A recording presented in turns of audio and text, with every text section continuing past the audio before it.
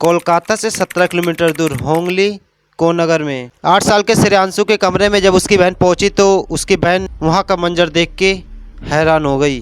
श्रेयांशु का सर कुचला हुआ था, पूरे रूम में खून ही खून था और बॉडी में हर जगह चोट के निशान थे। श्रेयांशु का किसी ने बड़ी बेरहमी से खून कर दिया था, चारों तरफ खून ही खून फैला था। जमीन पे एक किचन नाइफ पड़ी हुई थी। उस रूम में टीवी तेज आवाज में चल रहा था, मानो कातिल ये नहीं चाहता था कि आवाज बाहर तक जाए। जब पुलिस वहां पहुंची तो बॉडी को देख के उनको सिर्फ एक ही सवाल आ रहा था, आखिर 8 साल के बच्चे की किसी से क्या दुश्मनी रही होगी जिसने इसे इतने बेरहमी से मारा। उसकी बॉडी के साथ ऐसी क्रूरटी की गई थी कि मानो मारने वाला चाहता था कि वह जिंदा ना बच पाए। डेड बॉडी को पोस्टमार्टम के लिए भेज दिया गया।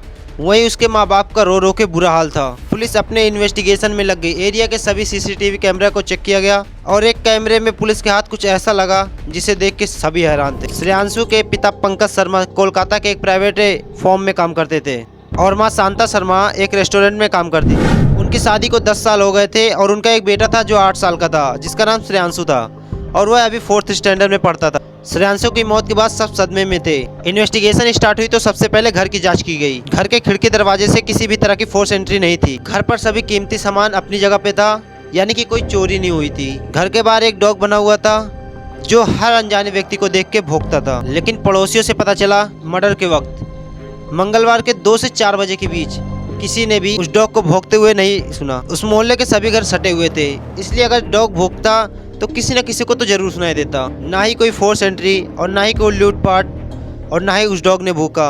ये तीनों सिर्फ एक ही तरफ इशारा कर रही थी कि हो ना हो श्रेयांशु का मर्डर करने वाला कोई घर का ही है। पुलिस ने माँ बाप, पड़ोसी, क्लोज रिलेटिव सबके नंबर लिए ताकि कोई हिंट मिल सके, लेकिन कॉल रिकॉर्ड से कुछ खास पता चला नहीं। फिर पुलिस ने सीसीटीवी कैमरे चेक किए कि उस दिन मंगलवार के 2 से 4 बजे के बीच कौन कौन मोहल्ले में आया था। तभी लोगों के बीच एक महिला आती हुई दिखाई दी जिसने अपने चेहरे को ढका हुआ था। उसकी चलने से पता चल रहा था कि कुछ तो गड़बड़ है। जिसे कंफर्म करने के लिए उस फोटो को श्रेयांशु के पेरेंट्स को दिखाया गया। माँ ने तो मना कर दिया पहचानने से, लेकिन पिता ने देखते ही उसे पहचान लिया।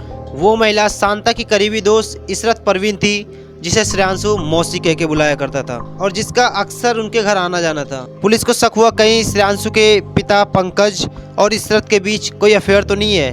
पुलिस ने पंकज के कॉल रिकॉर्ड्स चेक कराए, लेकिन उनमें कुछ ऐसा मिला नहीं जिससे इन पर शक किया जा सके। जब इशरत की कॉल रिकॉर्डिंग निकलवाई गई तो उसकी कॉल रिकॉर्डिंग कुछ और ही बयां कर रही थी। उस दिन जिस दिन मर्डर हुआ था, सुबह 1 बजे से लेके शाम 8 बजे तक 7 घंटे तक उसका फोन स्विच ऑफ था। उस कॉल रिकॉर्डिंग में यह पता चला कि उसमें एक ऐसा नंबर है जिससे वह घंटों बात किया करती थी। देर रात 2-2 बजे तक उस नंबर पे बात करती थी। पुलिस ने जब वह नंबर चेक कराया तो सब हैरान रह गए।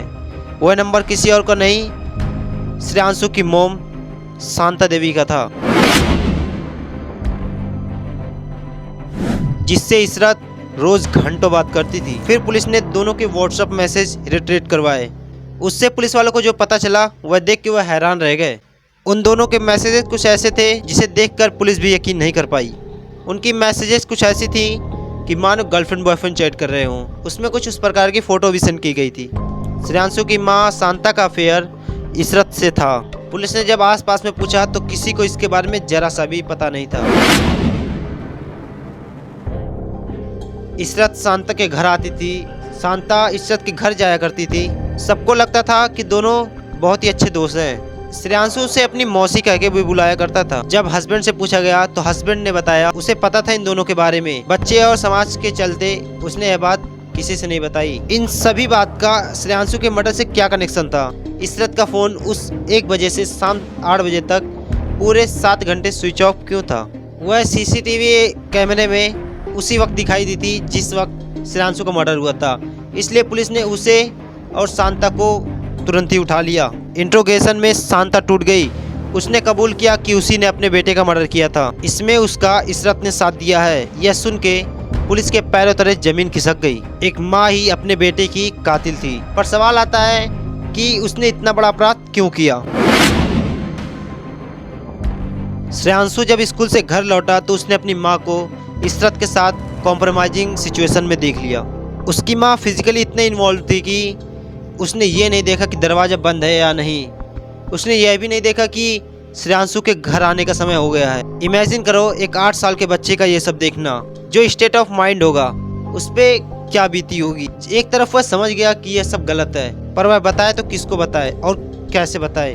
अपनी मदर को यूं देख के वह जो दुख, एंगर वह झेल रहा था, यह समझना आसान नहीं है। तब से वह अपनी माँ से झगड़ा करता था और शांत और नाराज रहने लगा था। वहीं शांता को यह डर था कि कहीं ये किसी को बता न दे, कहीं बदनामी न हो जाए। इसलिए शांता ने इशरत के साथ मिलके सारी हदों को पार कर दिया। एक माँ ने अपने ही बेटे के सर को पहले दीवार पे मारा, फिर टेबल पे पटक दिया, फिर भारी मूर्ति से मारा। इतने में भी जब उसका मन नहीं भरा और किचन में गई, चाकू लेके आई और उसकी नस काट दी। वह वहाँ खड़ी यह सब देखती रही जब तक श्रेयांशु ने दम नहीं तोड़ दिया। शायद ही कोई रिश्ता बचा होगा जो हैवानियत के लिमिट तक ना पहुंचा हो। इशरत कैमरे में इसलिए कैद हो गई क्योंकि उसे जिस रास्ते से जाना था उसी रास्ते पे कैमरा लगा था, और शांता जिस रास्ते से गई थी वहाँ पे कोई कैमरा नहीं था, इसलिए वह कैमरे में कैद नहीं हो पाई। पुलिस ने बताया कि इस केस का सबसे बड़ा क्लू उन्हें तब मिला जब डॉग भूखा नहीं था, जिससे उन्हें पता चला कि अजनबी आदमी इस केस में इन्वॉल्व नहीं है। जिसने भी यह कांड किया है वह कोई घर का ही है। तो ये था आज का केस, जो माँ अपने घिनौने काम को छिपाने के लिए अपने ही बेटे का कत्ल कर देती है। आप कमेंट करके ज़रूर बताएं कि क्या इससे भी घिनौना कोई काम हो सकता है। तो चलिए करते वीडियो के यहीं पे एंड। और मैं आपको बता दूं कि मैं एक छोटे से गांव से बिलोंग करता हूं, तो प्लीज़ आप थोड़ा सपोर्ट ज़रूर दिखाइएगा। आपको ज़्यादा कुछ करना नहीं है, वीडियो को लाइक कर चैनल को सब्सक्राइब करना है, तो प्लीज़ एक बार ज़रूर कीजिएगा। तब करने में सिर्फ आपका 2 सेकंड जाएगा, पर इससे मेरी बहुत ही मदद होगी। धन्यवाद।